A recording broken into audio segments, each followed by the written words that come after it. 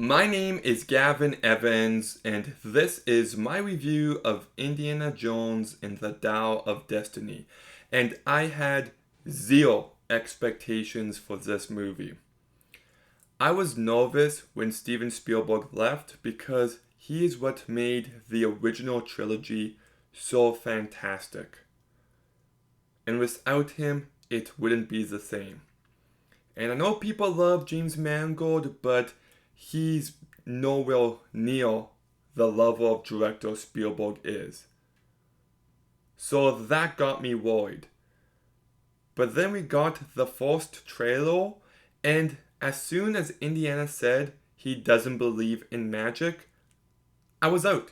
Like, what do you mean you don't believe in magic? You were possessed. You watched the guy's heart get ripped out of his chest. You were tortured by voodoo and you don't believe in magic? And then the next trailer looked awful. And I was just like, man, this movie's gonna be shit. And I've seen it now and I can indeed confirm it is shit. I despised this movie.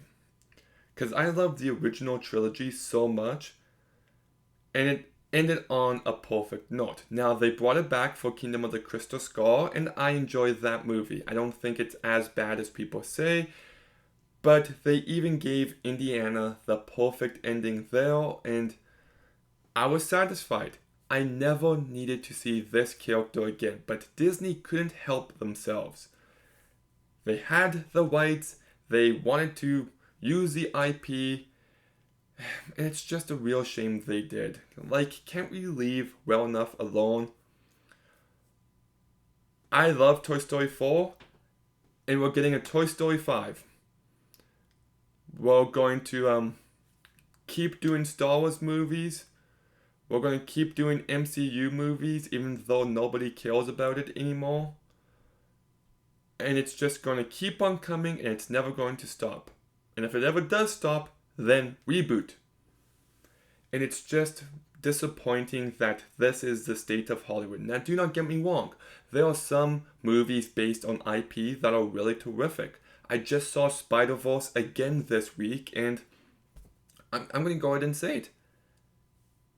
It is now one of my 10 favorite movies of all time. I think it's something really special, and I absolutely love it. But the vast majority of these studio movies are utterly soulless. And I just feel like Indiana Jones and the Dial of Destiny is just what happens when this mindset is running unchecked in Hollywood. And well, let's get into it. It's terribly directed by James Mangold. He doesn't give this movie any bit of energy or any bit of personality. It just feels like a generic, soulless Disney product every step of the way. And it really sucks that this movie is way longer than every other Indiana Jones movie. And boy, does it feel like it. I felt every second of this 2.5 hour long runtime. It is way too bloated, way too dragged out, way too slow, and just really insufferable. I kept checking my Fitbit for the time every few minutes. I'm just like, oh my goodness, like, we have to be halfway through, right? And nope, we're only 40 minutes in. You've got to be kidding me. And then I thought the action scenes were terrible. There's one scene in particular involving a bunch of eels that were just, like, I couldn't tell what was going on, and I thought the cinematography was ugly, the visual effects so bad. I know some people are praising the aging at the very beginning, but it looked really off to me, and Indiana still had his old voice, so that took me out of it as well. Then we get to the actual story, and I really hate how they took the happy ending of the Crystal Skull and they just shat all over it. Indiana is no longer married. Mutt is dead. He is depressed and he has nothing in life he's passionate about. The students in his class hate him. He's just got nothing going for him. And why do you think we would want to see Indiana like that? Now, I'm okay with doing some smart, subversive things to characters every now and again. I love The Last of Us 2. I think the way they handled Joe in that story is perfect. But Indiana was never that character. He was always the classic action hero who saved the day, he got the girl, and he rescued the artifact. So, like, to give him this depressing life, it just sucked to see. And it just seems like a big fuck you to the character, really. And without giving anything away, when we get to the very ending of the movie and they try to end it on a happy note, it feels completely false. It did not work for me in any way. Then we get to the actual lore of the Tao of Destiny, and I thought it was convoluted as hell. Like, when I talk about the backstory of the Ark of the Covenant, or the stones, or the Holy Grail, or even the Crystal Skull, I was engaged with the backstory of those artifacts. Here, it just seemed very messy. It just convoluted, and I thought the rules established in this movie were completely nonsense. It feels generic. The villains and their motivations were laughably stupid. And then we get to the last act. Well, if you know, you know. If you don't...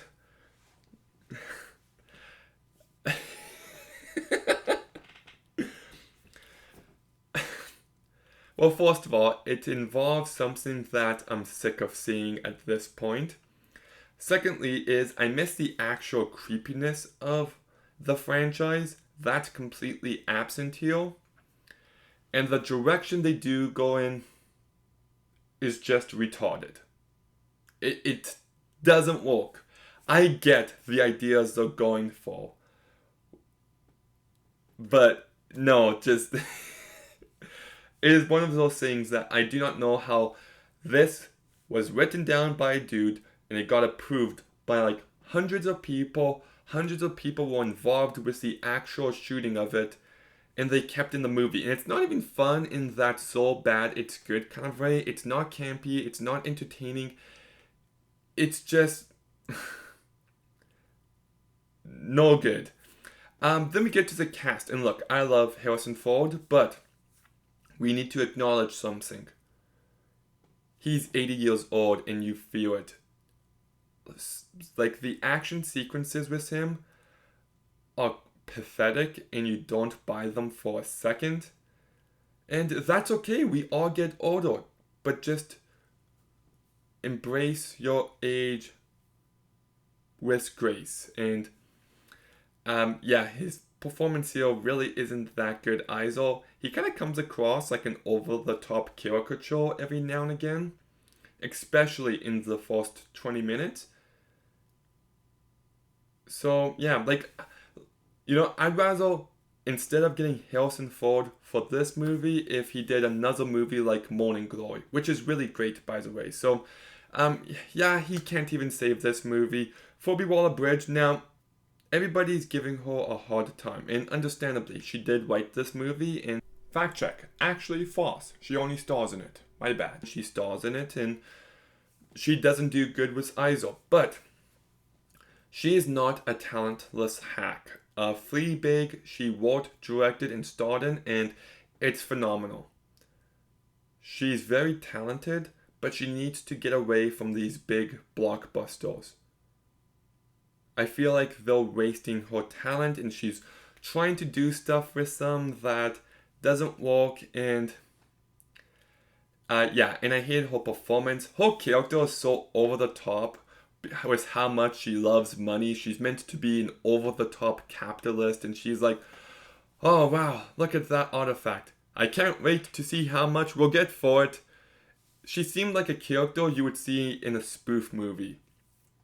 And their relationship, their friendship as it progresses, I never bought for a second. Then we get Ethan Bedour, who left no impact. Matt Mikkelsen, I love as an actor, and he can really give incredible performances.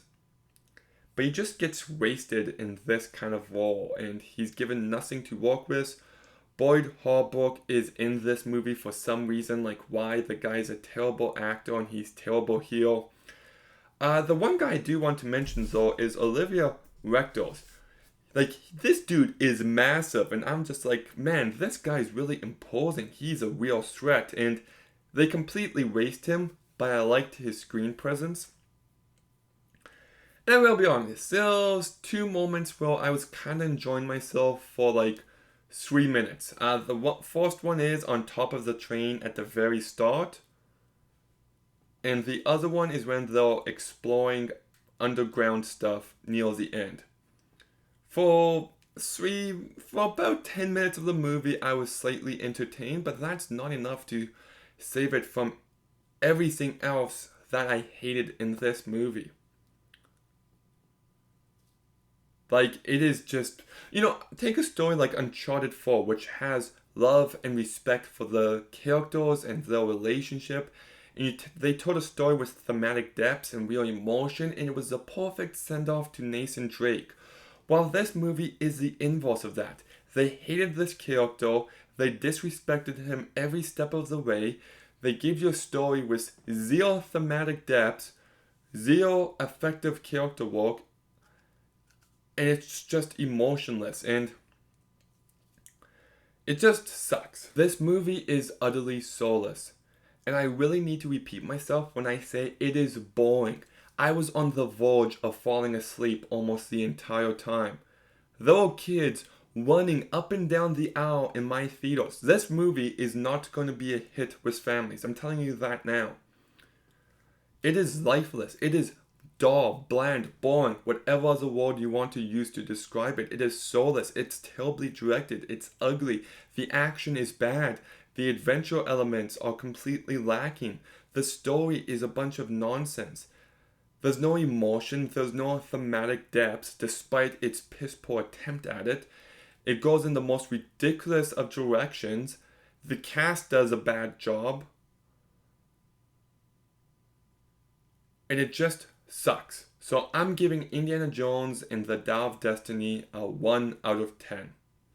So yes, this movie was terrible, but on the bright side, Insidious The Red Door comes out next week, and I'm unbelievably excited for that movie.